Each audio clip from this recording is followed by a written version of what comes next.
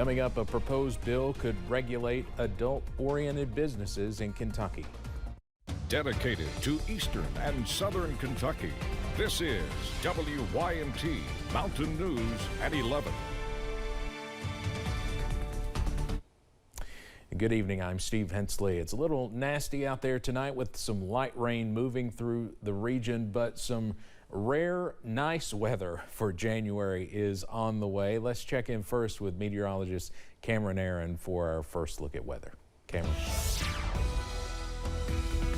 Yeah, Steve, we are watching out for a few showers as we go into tonight, also for Wednesday morning, but some better weather is on the way by Thursday, also on Friday. Let's take a look at the radar this evening. As you can see, a few showers in southeast Kentucky, also into southwest Virginia, zooming into Letcher County, also Harlan County, into Pike County, and same story for Lee, Wise, Dickinson, and Buchanan counties over in southwest Virginia. The good news, no severe weather, no heavy rainfall, but a few light showers are possible as we go into this evening. Here's a live look from UVA-wise, that current temperature down to 36 degrees, but most of us right now still in the 40s, up to 43 in Manchester, 42 for Pikeville, 39 for Jackson, and 41 in Somerset, also for London at this hour. Low temperatures are cool as you wake up on Wednesday. Most of us wake up in the middle to upper 30s, a few lower 30s as well, especially in those higher elevations. But for most of us, we are above freezing as you wake up on Wednesday. That's good news. We could see possibly a few light sprinkles or snow flurries by early Wednesday. Most of us, though, are dry and gloomy on Wednesday. High temperatures top out in the upper 30s and lower 40s, but we are tracking some better weather ahead as we go into your Thursday and Friday. More sunshine on the way, also some more above average weather on tap. That full forecast coming up in just a few minutes. Steve? Cameron, thank you.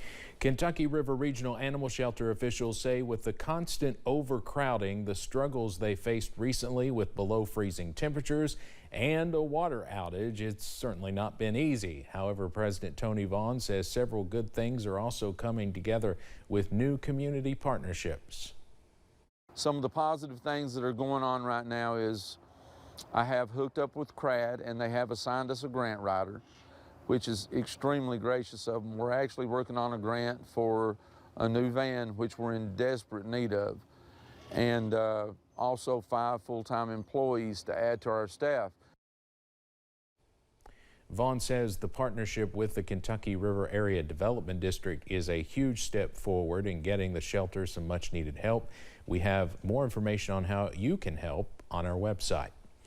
The Powell County Sheriff's Office is remembering 2 of their own tonight. On this day in 1992, Powell County Sheriff Steve Bennett and Deputy Arthur Briscoe were killed in the line of duty. They were trying to arrest Ralph Bays, who ambushed them. In observance of the date, the Powell County Sheriff's Office honored the 2 men by placing flowers around their dedication monuments at the county courthouse.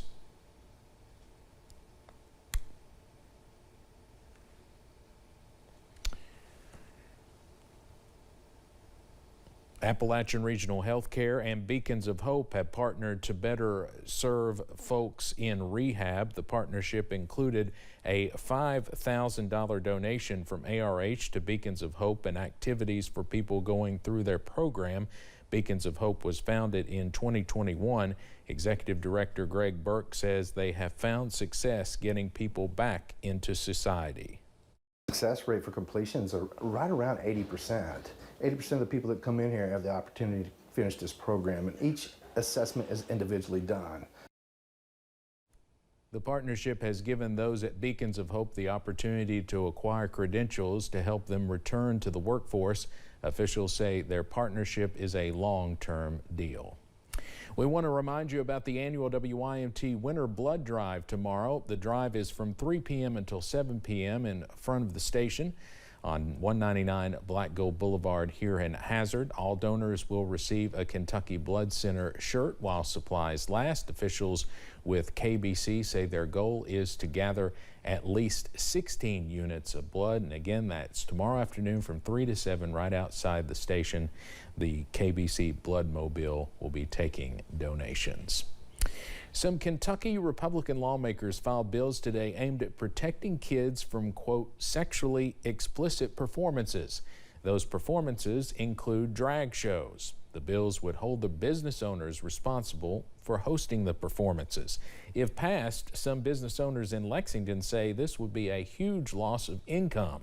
Grayson Passmore tells us why some fear it could be even more detrimental than that. I don't think that it is actually aimed at protecting the innocence of children. I think it's for attention. Rebecca Richter owns Crossings Lexington, a bar known for its inclusivity, and the several drag performances hosted there each month. These are performances that would be outlawed under two recently filed bills: House Bill 402 by Representative Nancy Tate and Senate Bill 147 by Senator Lindsey Titchener.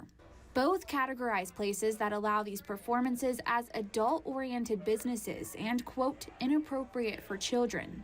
I don't think it's our government serving the citizens.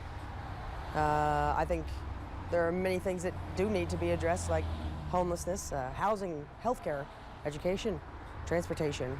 Similar to Senate Bill 115 that did not pass last session, the bills would prohibit drag queen performances or any performance involving sexual conduct within 933 feet, roughly one city block, from places like a government facility, school, park, or library. But if you take the Rainbow Crosswalk on Limestone in any direction, that's exactly what you find near Crossings, a 21 and older bar. So many downtown businesses that would lose out on a lot of revenue, not to mention the performers that would lose out on income. A lot of income, actually. Even more than the loss of income, Richter fears the stigmatization that accompanies this type of legislation, whether or not it's ever passed. In Lexington, Grayson Passmore, WKYT. Coming up on Mountain News at 11, the Homeland Security Secretary is defending his record as House Republicans look to impeach him over claims he's failing to manage the U.S. southern border. Plus, more gloomy weather is on tap tomorrow, but some relief is on the way later this week. Those details coming up after this break.